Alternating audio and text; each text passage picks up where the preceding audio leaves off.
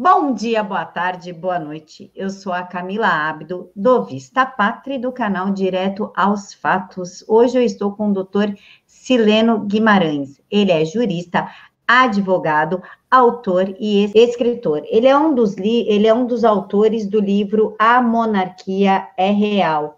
Doutor, muito obrigada por aceitar falar conosco do Vista Pátria e do Direto aos Fatos. Eu é que agradeço, é uma grande honra participar do programa. E pode me chamar que eu estou sempre aí para poder atender ao pedido da entrevista. Muito obrigado, Camila. Doutor, no livro que o senhor ajudou a fazer, o Monarquia é Real, o senhor fala em monarquias constitucionais. O que seriam monarquias constitucionais? Bom, monarquias constitucionais é um termo que a gente passa a utilizar a partir do século XIX, XVIII para o século XIX, especialmente se referindo àquelas monarquias pós-Revolução Francesa. É um período de grande instituição constitucionalista no mundo, que começa com a independência dos Estados Unidos, passa pela Revolução Francesa e passa por outros países, apesar de que isso não serve apenas como uma referência histórica e não necessariamente como um marco histórico, porque já começavam a existir ali algumas monarquias, como a do Império Austro-Húngaro, por exemplo, que eram também constitucionais. Mas, basicamente, aquela monarquia em que o rei se submete ao arcabouço de normas jurídicas de um país, feitas por um parlamento, né, e não mais como fonte absoluta de produção do direito. Doutor, no livro Sim. Também fala sobre os harmônicos do direito. O que seria? Bom, os harmônicos do direito foi uma teoria que eu desenvolvi nos últimos anos de pesquisa e de estudos do direito constitucional, né, que se baseia na transcendência da norma jurídica para a sua legitimidade. Veja bem, eu não estou dizendo de legalidade formal apenas, como no positivismo jurídico do Kelsen, né? Mas naquele conjunto de valores éticos e morais que permeiam a norma constitucional, que fazem naturalmente com que o indivíduo a que a norma se destina compreenda as regras gerais de uma sociedade e se integre a ela em perfeita harmonia. Esses harmônicos, que a gente chama de harmônicos do direito, na verdade, eu não sei se você já viu isso, Camila, mas você pode achar até no YouTube, né, a sinfonia dos metrônomos, ou seja, metrônomos são aqueles equipamentos que medem o ritmo musical, que fazem um tic-tac, medindo o ritmo musical. Se você pegar uma série de metrônomos e colocá-los alinhados e dispará-los aleatoriamente, eles vão começar fazendo um movimento caótico, mas com a própria vibração entre um e outro, eles vão se harmonizando e, incrivelmente, num passo de mágica, começam todos a funcionar no mesmo ritmo. Então, basicamente, nessa teoria, o que eu digo é isso, né? Quando uma lei, uma norma jurídica adquire, para além da sua legalidade formal, a legitimidade de reconhecimento de um povo, ela se torna mais do que uma norma, ela se torna uma lei natural. Né? Então as pessoas começam a agir como esse metrônomo, elas começam a agir alinhadas ao próprio sistema social da nação. Doutor, sim. O senhor pode fazer para nós um paralelo entre a monarquia e a democracia? Sim, é possível, né? Bom, isso dependendo de como a gente vai entender o valor de democracia.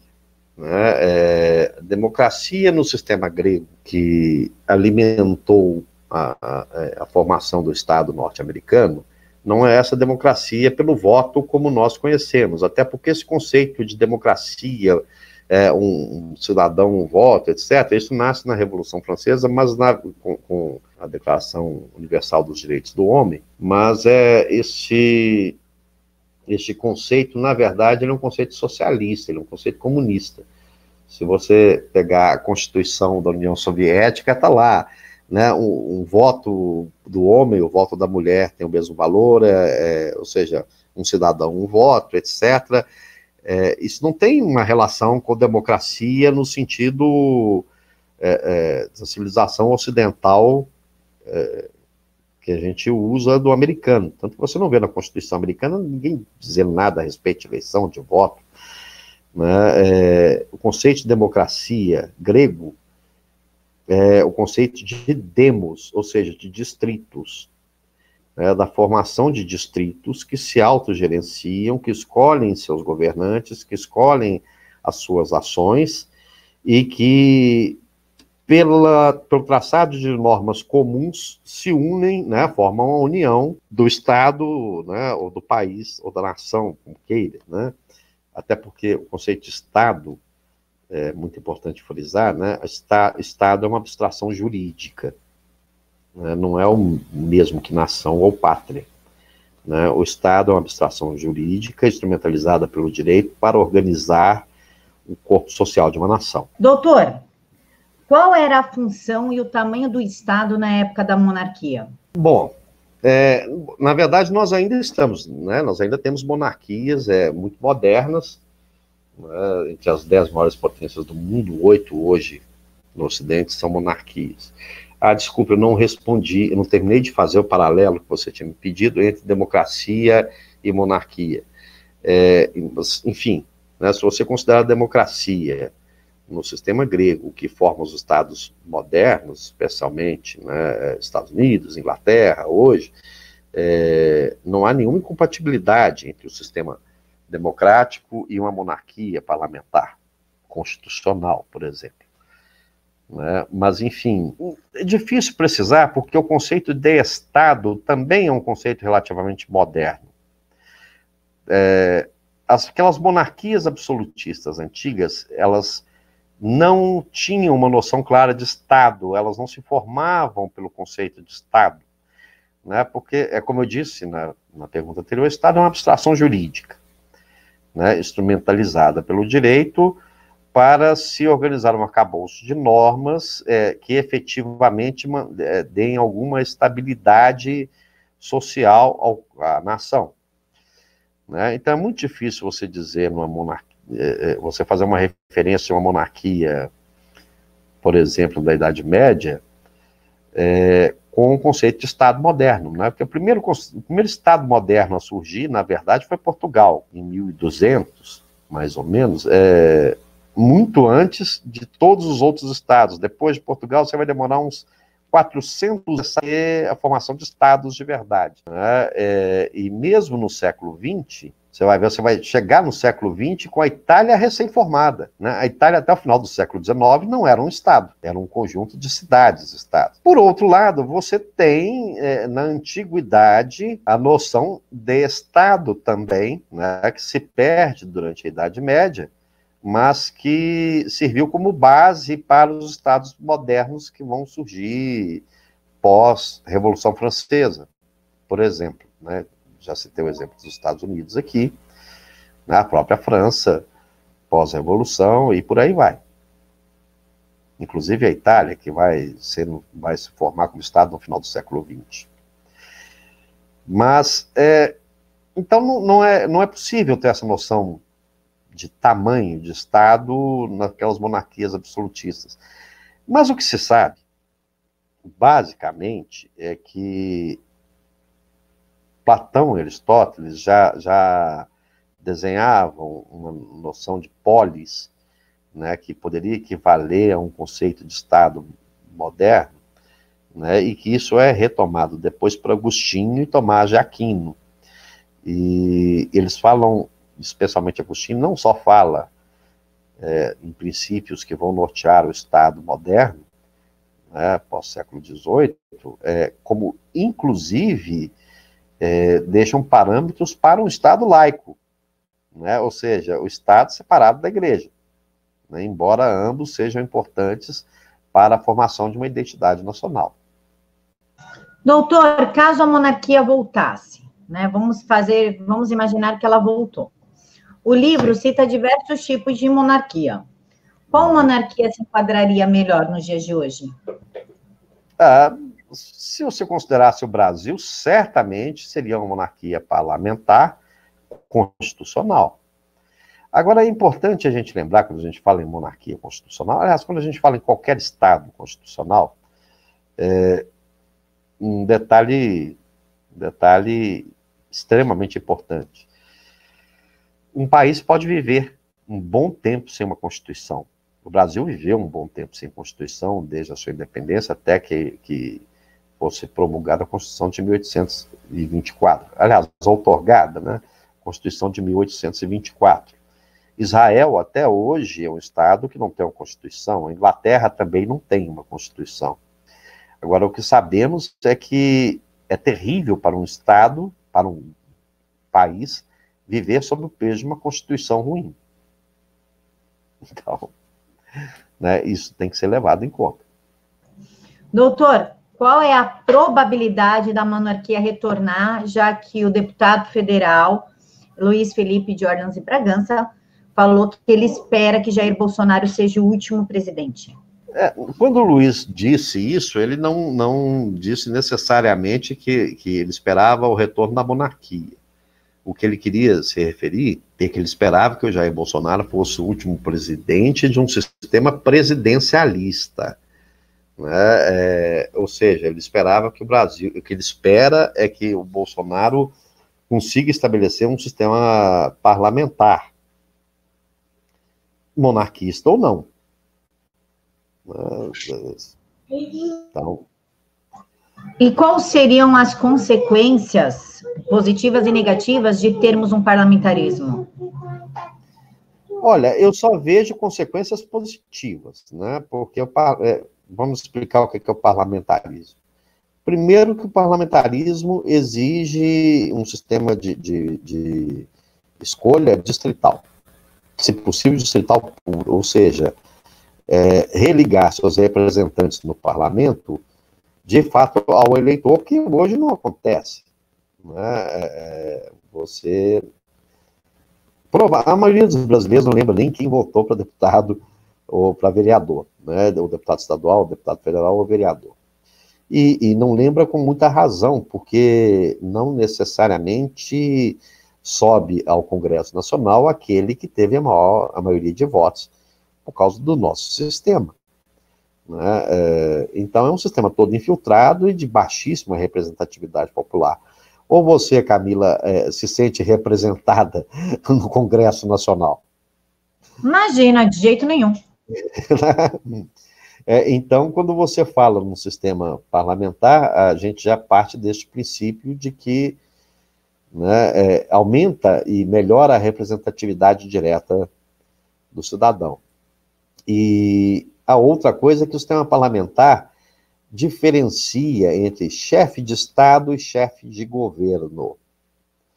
Né? Já no presidencialismo brasileiro, os dois cargos se fundem. E isso é problemático, porque há assuntos de chefe de Estado que podem interferir em políticas de governo e vice-versa, então tende a uma certa promiscuidade no exercício da função. E era sobre isso que o Luiz Felipe estava falando. Né? O que ele espera é que o Bolsonaro consiga implantar, com a sua popularidade, com a sua legitimidade, no futuro próximo, o parlamentarismo. Monárquico ou não, porque o chefe de Estado pode ser um rei também, mas pode ser um presidente eleito. Por que não? Doutor, o deputado federal Kim Kataguiri, do MBL, tentou implementar um parlamentarismo chamado de branco, um parlamentarismo branco. E isso causou um certo estopor de uma forma muito negativa. Por que o parlamentarismo branco, que coloca, que nem o Jair brincou, que ele seria uma rainha da Inglaterra, sem muito o que fazer? Por que causou tanto estopor, mas, porém, por uma outra via seria interessante um parlamentarismo? Não é meio antagônico? Não, por uma questão de legitimidade. Entra aí a teoria dos harmônicos do direito, né? O Kim Kataguiri não tem legitimidade, nem ele, nem ninguém nesse Congresso Nacional tem legitimidade nenhuma para estabelecer um parlamentarismo branco. Quando você começa com essa ideia de parlamentarismo branco, isso chama golpe de Estado. né? Ou seja, esvaziar os poderes de um presidente que foi eleito para exercê-los, né? Para formar um parlamentarismo espúrio, cujo chefe de governo, isso aí foi o que tentaram fazer na época do João Goulart, né? O povo votou contra o parlamentarismo não porque o povo apoiasse o João Goulart, senão ele continuaria sendo presidente. O povo votou contra o parlamentarismo porque não entendia a ideia de uma proposta de parlamentarismo imposta pelo Congresso Nacional. Então, hoje seria o mesmo caso. O Kim vai me desculpar, mas estou falando uma besteira, né? Para todo o sistema de governo é necessário, acima de tudo, legitimidade, ou seja, transcendência para além da norma jurídica, transcendência para além da competência normativa. Quando a gente diz transcendência, é aquilo que é reconhecido universalmente no tempo e no espaço, né? E parlamentarismo branco não tem transcendência nenhuma, ninguém reconheceu isso. O Bolsonaro foi eleito para ser presidente com os poderes que ele tem. Não necessariamente que os seus eleitores, eu, por exemplo, votei nele, entenda que esse seja o melhor regime, nem o melhor sistema, mas eu entendo que este presidente foi eleito para fazê-lo como é hoje. No futuro, né, podemos discutir, mas nós, o povo, de onde o poder emana e em nome de quem deve ser exercido, não um deputado, mesmo que ele tenha sido eleito. Doutor, no caso do parlamentarismo, como que ficaria a harmonia entre os três poderes? Na verdade, o parlamentarismo ele passa para 4 poderes. Né? A teoria quadripartite do Benjamin Constant de Rebecque.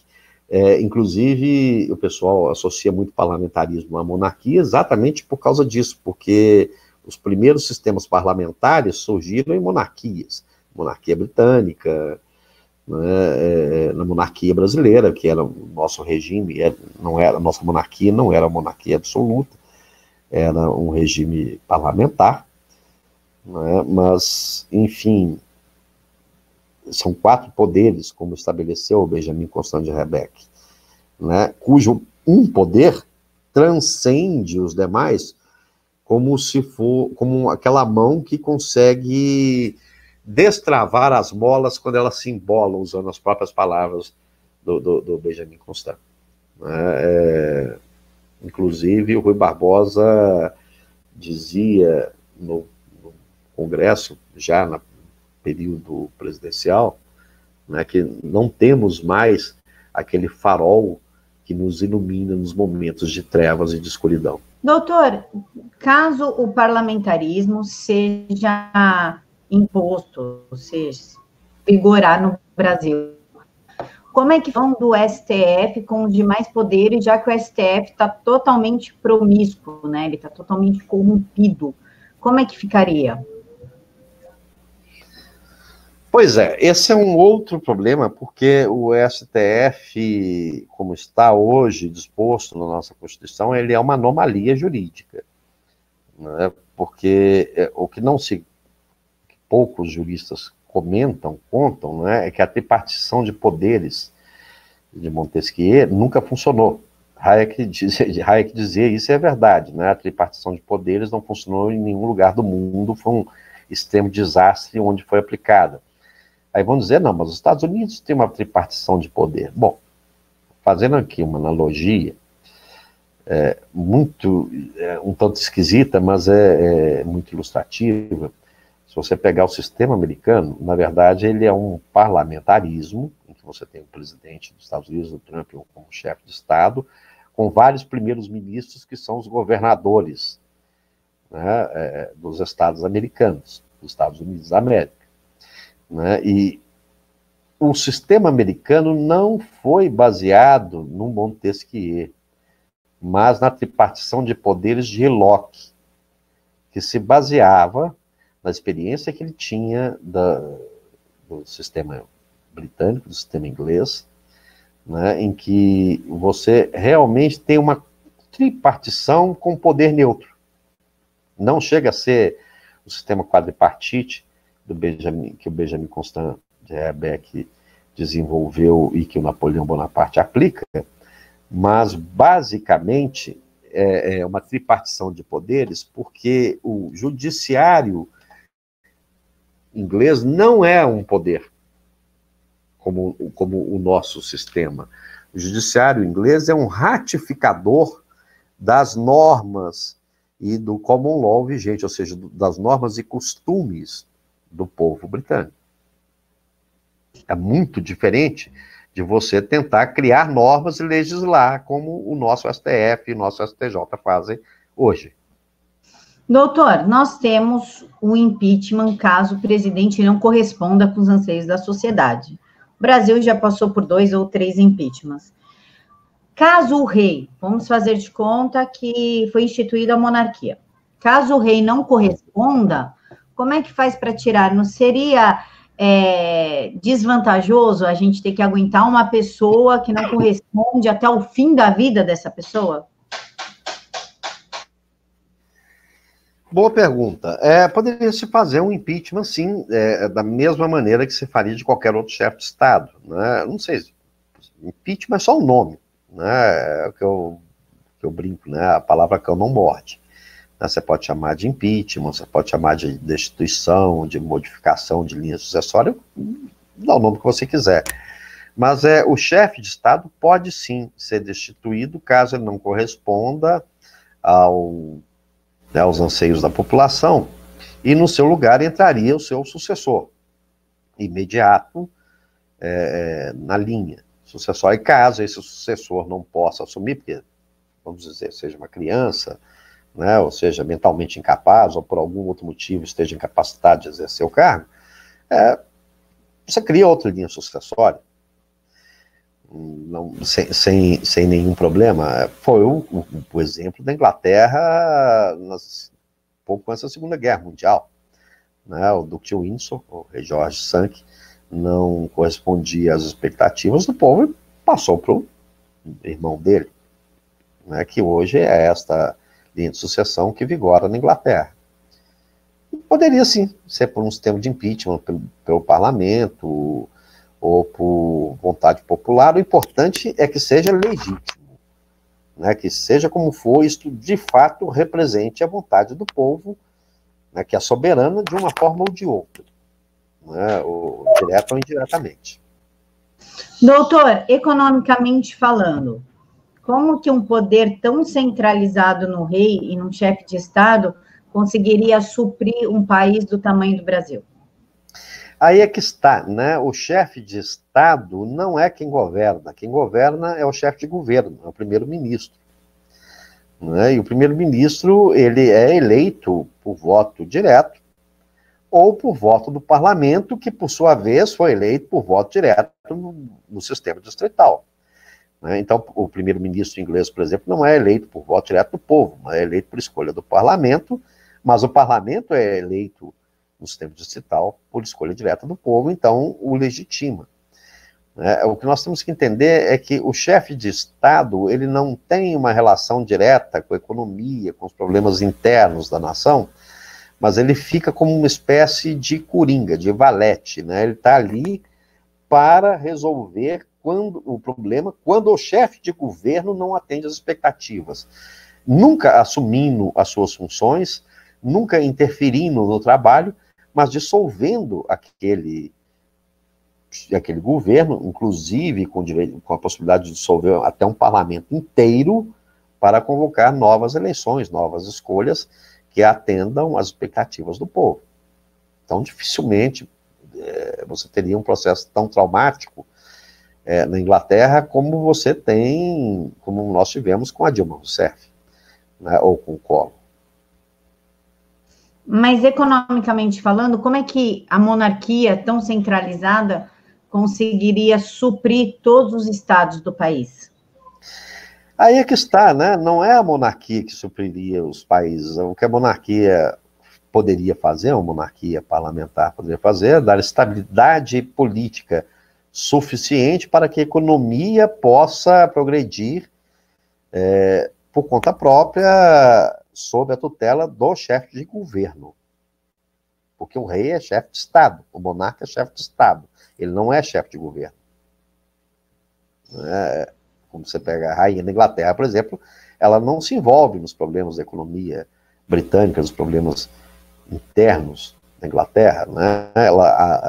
Quem faz isso é o primeiro-ministro. Então, o que ela garante é que se o primeiro-ministro perder a sua legitimidade, ou seja, perder o seu vínculo com o povo, ela pode dissolver este gabinete e convocar novas eleições. Doutor, partindo da nossa atual realidade, onde que o Congresso ele está totalmente corrompido, inclusive essa nova geração, essa nova leva, que entrou usando o nome do Bolsonaro, está ajudando a prejudicar o Bolsonaro, colocando ele em situações, digamos assim, uma cama de gato. Se ele faz alguma coisa, ele desagrada o Congresso e perde sua base de apoio, ele desagrada a população.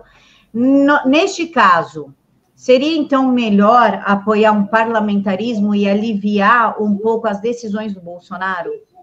Voltamos aí à questão anterior, a sua pergunta, né? Como é que a monarquia constitucional parlamentar poderia influenciar na economia? Dando estrutura e estabilidade política, né? Um Congresso hoje não representa mais o interesse do seu povo. Hoje o monarca poderia imediatamente dissolver esse Congresso, convocar novas eleições, estabelecer um novo Congresso que desse mais estrutura e apoio ao Bolsonaro. Certamente, se tivermos grandes avanços na economia graças ao Paulo Guedes e ao Bolsonaro, imagina os avanços que nós teríamos se não estivessem derrubando todas as medidas provisórias do presidente o tempo todo. Então, acabamos respondendo a sua pergunta anterior, considerando essa ausência de legitimidade desse Congresso Nacional, que, infelizmente, eu sou obrigado, na minha modesta visão, considerar, talvez, o pior Congresso Nacional, a pior formação de parlamento que já tivemos na história da República. Isso, se considerar, né, a monarquia, então, é de toda a história da nação. Doutor, o Jair Bolsonaro fala que ele está em eminência de impeachment se ele vetar o tal do fundão, que as pessoas ainda não compreenderam que o fundão é lei, ele não precisa vetar o fundão, e sim o valor que está discutido, e ninguém do Congresso, quando estava sendo discutido, lutou contra aquilo, e agora jogaram a bomba para o colo dele, e ele vai devolver essa bomba para o Congresso. Existe realmente um risco de impeachment ou ele está mal assessorado e levaram ele a erro? Não, o risco de impeachment existe quando o presidente extrapola das suas funções do executivo ou quando ele não cumpre lei federal vigente, nesse caso. Então, acredito que tenha sido em relação a isso que o presidente Bolsonaro tenha comentado que ele correria o risco de impeachment, vetando o fundão. Aí dirão alguns que não, a questão não é vetar o fundão, a questão é o valor do fundão. Mas peraí, tinham pedido 4 bilhões, e reduziu para 2 bilhões e alguma coisa. Deixou passar lá 300 milhões que estão dizendo agora que ele deveria vetar também para devolver ao Congresso. Mas, Camila, isso já não foi votado pelo Congresso? Quem está pedindo hoje que o presidente vete não teve a oportunidade de tentar barrar isto como deputado no Congresso? Sim, então, isso que as pessoas não estão entendendo. Estão tirando a responsabilidade do Congresso e colocando no Bolsonaro. Exatamente. Eu acho, sinceramente, eu acho meio cafajeste um deputado federal que teve a oportunidade de barrar isso no exercício da sua função, enquanto isso estava em discussão no parlamento, agora dizer, quero que ele vete para que nós seguremos o veto dele. Poxa, quer dizer, ou seja, quando você podia diminuir você mesmo, né, com seus argumentos, usando o seu poder para o qual você foi eleito, você não fez, agora você quer que o presidente faça e você fica com o bônus, né, de manter o veto, ou o presidente vai ficar com o ônus caso o veto seja derrubado. Afinal de contas, o presidente precisa passar outros projetos no futuro, né? Ele já diminuiu em quase 50% o valor do fundão que ele seria obrigado a pagar e que ele tem que justificar para o plano orçamentário do ano que vem, né, desse ano, do ano que vem. Então, a gente tem que considerar que você não pode querer também que o presidente agora jogue nas 11 posições e apite o jogo. Né? O Congresso Nacional também tem que ajudar um pouco mais, né, ao invés de botar a culpa no presidente do que ele não consegue fazer. Mas essa é a minha opinião. Doutor, partindo da sua experiência como advogado atuante, o Maia falou que se ele vetar, ele joga pautas bombas. Só que existe uma pressão para vetar. Poderíamos dizer, então, que está sendo articulado uma teia em cima do presidente, se ele veta, Maia joga pautas bombas e prejudica o governo, desgasta. Se ele não veta, prejudica o governo em relação à sociedade e desgasta. Podemos dizer, então, que estão dentro do Congresso, fazendo uma teia para o presidente não ter como sair e acabar desgastado de qualquer forma? Como uma conspiração, né? Não acredito que haja uma conspiração nesse sentido. Eu acho que é demais, até porque esse Congresso nitidamente não tem maturidade para fazê-lo. Né? Basta ver os acontecimentos recentes, fake news, etc, etc. Não é um Congresso suficientemente maduro para isso, ainda bem. Mas que se sabem aproveitar, especialmente o Centrão, sabem se aproveitar maravilhosamente dessas oportunidades, sabe? Né? E essa é uma oportunidade de desgastar, sim, a imagem do presidente. Né? Porque se ele não veta, vão dizer que passou um troquinho lá porque ele não quis vetar. Se ele veta, entra um monte de pautas bombas que inviabilizam o exercício da presidência. Né? Ou seja, sempre o bônus fica com os deputados, o ônus fica com o presidente. É isso que eu tenho visto acontecer desde que o Bolsonaro assumiu. O que eu não tenho visto é o Congresso Nacional trabalhar como deveria, segundo a vontade do povo e dentro dos parâmetros que o povo estabeleceu para o mandato desses deputados, que tem sido, tirando algumas raras exceções, uma imensa vergonha nacional. Doutor, o senhor citou a CPMI da fake news, e o senhor teve contato com a petição ou com a estrutura inicial da CPMI. O modo que ela caminhou correspondeu à ideia inicial ou não? Foi totalmente desvirtuada? Mais uma vez, o que eu percebi ali, pelo que eu li desde o início, né, desde quando surge a questão das fake news, que é de um oportunismo atroz, impensável. Né? Eu diria que o que estamos vivendo hoje é um macartismo de saias. Para quem não sabe, o macartismo foi um movimento dito anticomunista nos Estados Unidos na década de 50, desenvolvido por um senador, MacArthur. Na época, ele ficou sabendo ali que tinha meia dúzia, alguém comentou no ouvido dele que tinha uma meia dúzia de comunistas dentro do governo americano. Isso já em pleno auge da Guerra Fria, e ele desenvolve toda, né, todo um movimento dentro do Congresso americano para identificar e buscar comunistas e etc., e ganha o apoio popular, porque as pessoas estavam com medo da União Soviética, né, os Estados Unidos viviam sob a ameaça dos mísseis de Cuba, e acho que todo mundo conhece essa história. Se não conhece, convém pesquisar.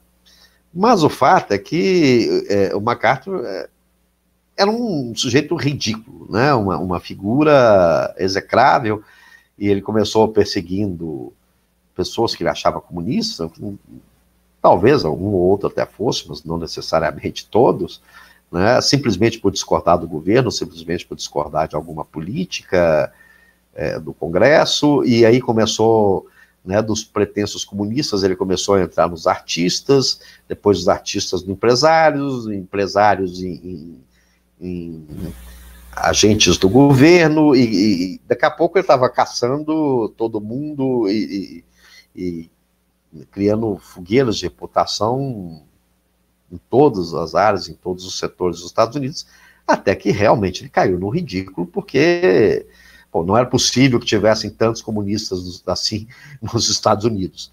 Né? Ele terminou no ostracismo. Eu já começo a perceber algo muito parecido com isso no Congresso e na CPI das fake news hoje.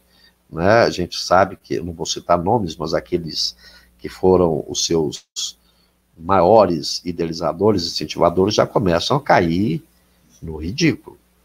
Né? Já começam a ser, inclusive, desmentidos pelos próprios colegas durante os interrogatórios da CPI. Doutor, nós presenciamos a Polícia Federal entrar na casa do Edson Salomão, presidente do Movimento Conservador Antiga Direita São Paulo. De acordo com Edson Salomão, foi a primeira vez que a Polícia Federal cumpriu um mandato vindo direto do ministro Alexandre de Moraes. Dentro do STF existe uma investigação na qual ninguém tem acesso, nem o próprio acusado, o próprio investigado, do que realmente tem nesse inquérito, o que exatamente eles querem e qual que é a finalidade disso. Podemos dizer que o Alexandre de Moraes, se valendo da autoridade dele de um ministro, abusou de sua autoridade, dando uma ordem direta à Polícia Federal, sem passar antes pelo ministro da Justiça, para adentrar na casa de um cidadão comum e recolher o seu material? Olha, isso eu não... Isso eu posso responder como cidadão. Me ofende, pessoalmente, esse tipo de situação, porque eu entendo como cidadão como a implantação de uma... Pelo menos o indício de implantação de uma tentativa de regime de exceção por outorga de uma Suprema Corte que deveria ser a defensora máxima dos direitos individuais, dos direitos e liberdades individuais. Conheço o Edson Salomão, não conheço pessoalmente, mas convivo com ele já há alguns anos, a gente se encontra aqui e ali, né, assuntos que tangenciam os nossos interesses, e eu não consigo ver de jeito nenhum como um inimigo de Estado que precise passar por uma investigação em segredo de justiça como se tivesse cometido um crime de segurança nacional. Lamento muito que isso tenha acontecido e isso não tem explicação. A verdade é essa, Camila. Juridicamente, isto é inexplicável e inadmissível. Até porque toda a base da civilização ocidental, toda a base da civilização de um país, a estrutura civilizacional de uma nação, se baseia nas liberdades e nos direitos individuais. E quando acontece esse tipo de coisa, a gente simplesmente não sabe o que dizer. Não sabe nem mesmo como agir, porque a pior e a maior de todas as ditaduras, e não sou eu quem estou dizendo, é um outro advogado mais ou menos conhecido, que chamava Rui Barbosa, né, a pior ditadura é a do Supremo, do juiz, porque aí quando a Suprema Corte de uma nação erra e comete esse tipo de violência contra os direitos individuais, você vai reclamar com quem? Então, a gente pode dizer que houve uma usurpação de poder? Olha, se não houve, poderia ter sido. Se não foi, né, como diz o ditado italiano, se não é vero, é bene trovato. Né? Se não houve, poderia ser, porque eu não consigo justificar esse tipo de ação. Doutor, se hoje nós estivéssemos numa monarquia, como que lidariam com este problema que o STF está impondo aí, essa caça ao cidadão? Como é que seria resolvido essa situação? Olha, se fosse a monarquia, eu acho que isso não aconteceria. Porque, é como eu disse, o monarca, o chefe de Estado, ele não interfere diretamente nos assuntos internos da nação. Mas ele interfere quando essas, como dizia Benjamin Constant de Rebecca, ele funciona como uma mão invisível que destrava as bolas do poder quando elas se embolam. Então, eu nunca ouvi falar de nenhum acontecimento parecido em nenhuma monarquia constitucional moderna. Eu também, mas só que não vou dar o crédito para a monarquia só, né? Eu nunca ouvi falar desse tipo de situação em nenhum regime, em nenhum Estado constitucional moderno, exceto se está em estado de exceção. Os Estados Unidos, por exemplo, durante a Guerra Civil. De fato, Abraham Lincoln governou sob um regime de exceção, mas ele estava em guerra. Ele tinha um inimigo interno que ele precisava vencer, ele não podia se prender a direitos individuais. Mas nós estamos em guerra, Camila? Desculpa, eu não estou sabendo. Até onde eu sei, nós somos a milícia virtual, então nós estamos protagonizando uma guerra, mas segundo a CPMI da fake news, é somente na internet. Eu não sei se é para a vida real. Na guerra virtual, eu acho que não entra nesses exemplos de regimes de exceção. Doutor, muito obrigada pelas suas explicações, pela sua participação. Disponha. Pessoal, eu vou deixar o link do livro na caixa de informações, tá? Comprem pelo link, porque aí vocês me ajudam clicando no link. Doutor, o senhor quer fazer suas considerações finais? Camila, foi um prazer fazer essa entrevista com você. Você é sempre muito, muito gentil com todos nós, sempre muito generosa, e suas perguntas sempre muito honestas. Eu espero ter podido responder as perguntas de uma maneira minimamente satisfatória, porque o assunto é muito extenso. Mas leiam o livro e pesquisem mais sobre esse assunto de regimes constitucionais, monárquicos ou não. E eu tenho certeza que vai ser, acima de tudo, uma imensa aula de cidadania, porque, citando de novo o Rui Barbosa, quem não defende seus direitos não merece tê-los. Pessoal, compra pelo link que eu deixei aqui embaixo, aí vocês leem o livro, coloquem as dúvidas aqui nos comentários, aí eu gravo outra com o doutor, só com dúvida de vocês. Coleto todas as dúvidas, entrego para ele, a gente grava somente com as dúvidas de vocês. Pessoal, muito obrigada por nos acompanhar até aqui. Que Jesus abençoe a todos e que somente a vontade dele prevaleça na vida de todos vocês. Fiquem com Deus. Muito obrigado, foi um grande prazer, gente. Um abraço.